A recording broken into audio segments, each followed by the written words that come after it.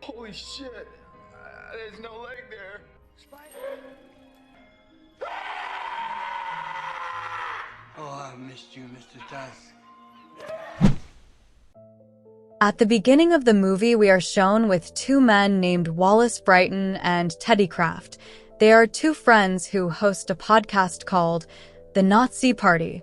The podcast they bring contains unique and strange people from various videos that are viral. At that time, they were reacting to a video from an account called Kill Bill Kid, who accidentally cut off his own leg while demonstrating martial arts action. Instead of feeling sorry for the man, Wallace and Teddy laughed at him. My only hope is that he doesn't cry too much. A few days later, Wallace went to Canada to interview Kill Bill Kid, whose video was going viral. Long story short, Wallace arrived at the man's house, but unfortunately Kill Bill Kid turned out to be dead. Wallace went to a bar and called Teddy to inform him that Kill Bill Kid had died by suicide because he was embarrassed to have to live with one leg and got ridiculed by his friends. Even worse, Wallace even said, "Why didn't Kill Bill Kid postpone his death for 2 more days so he could interview him before he died?" Crazy anyway, because Wallace's content lost his conscience, not wanting to spend time there in vain. Wallace tried to find another figure who could be a source for his podcast show. And accidentally, while in the toilet, he read a paper leaflet on the wall about an old sailor who claimed to have a lot of good stories and was willing to share his life story. He was named Howard Howe. Of course, he didn't miss the offer.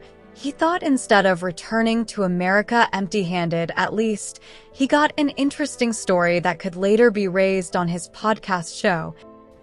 Tonight that'd be amazing, sir. Yes, thank you.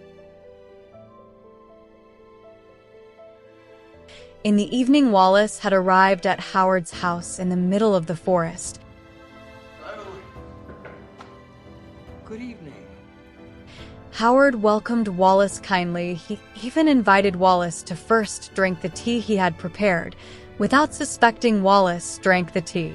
Then Howard began to tell his life experiences.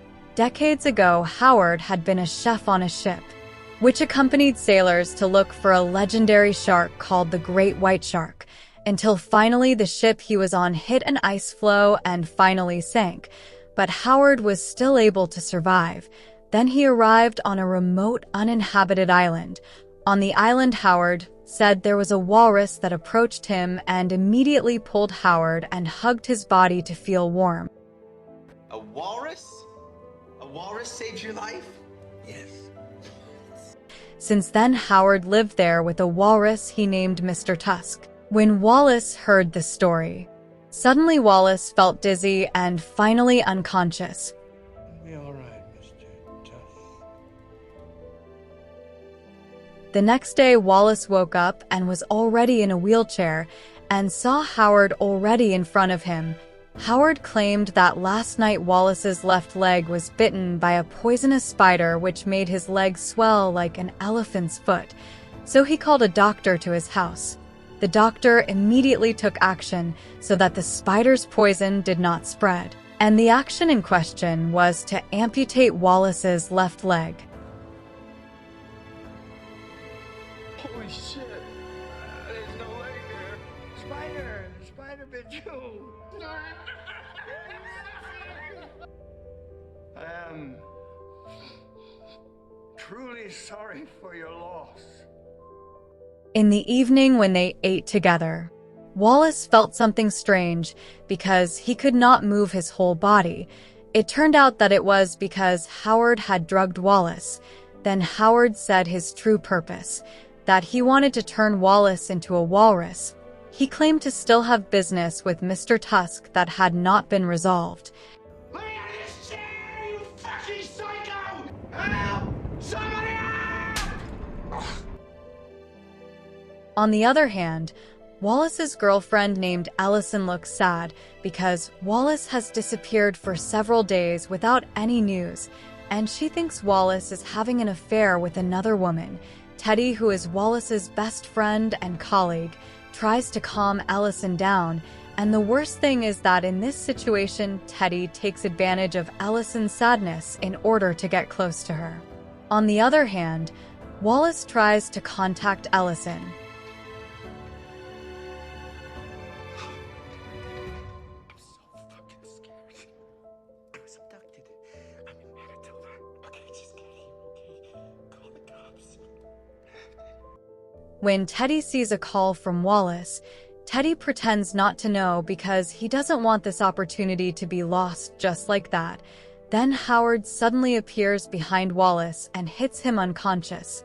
The next day, when Ellison checks her cell phone, she sees that there are many incoming calls and messages from Wallace trying to ask for help. Without wasting time, he also tried to find the whereabouts of his lover, along with Teddy. Meanwhile, Howard was seen starting to operate and modify Wallace's body to resemble a walrus.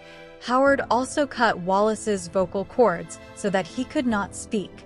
Finally, he put on a special costume made from Wallace's own skin so that his body resembled a walrus. Better to be a walrus.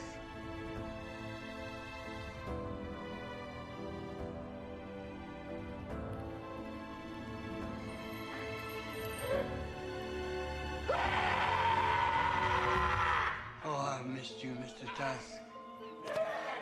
Well, Mr. Tusk, must learn to swim. When Howard drowned Wallace in the pool, he forced Wallace to use his new body to learn to swim because he was still not used to his new body. Wallace almost drowned, and Wallace saw that there were several bodies that resembled him that had drowned at the bottom of the pool. It showed that Wallace was not the first victim of Howard's madness. Meanwhile, Ellison and Teddy had arrived in Canada. There they were introduced to a man named Guy Lapointe.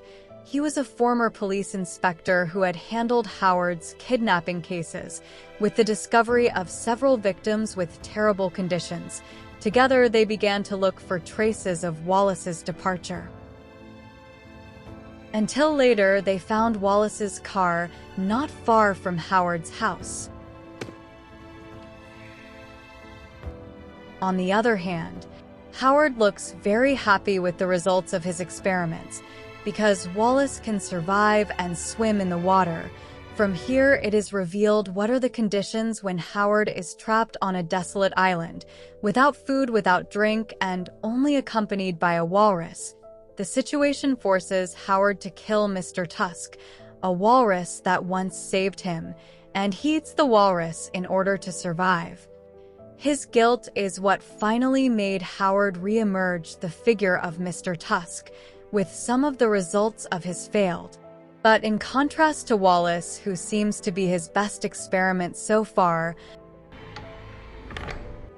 Howard looks very happy because he feels Mr. Tusk is back.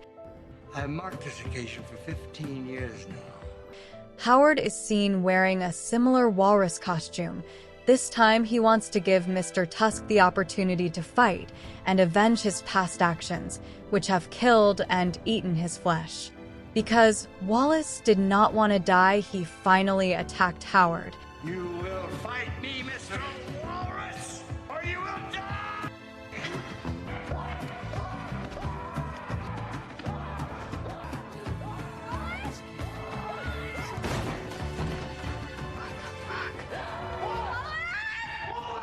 After a fierce fight, he finally managed to kill Howard, just as Ellison and Teddy entered the room where he was locked up.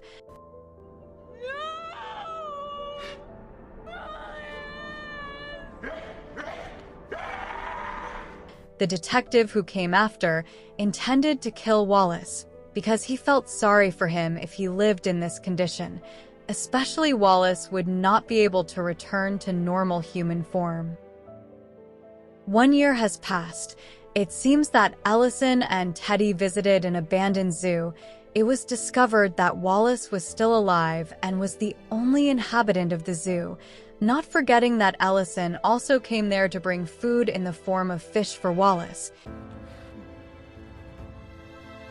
He said that he still loved him very much, hearing that Wallace looked very sad, and inevitably he had to accept a very bitter reality, living as a walrus in a deserted zoo.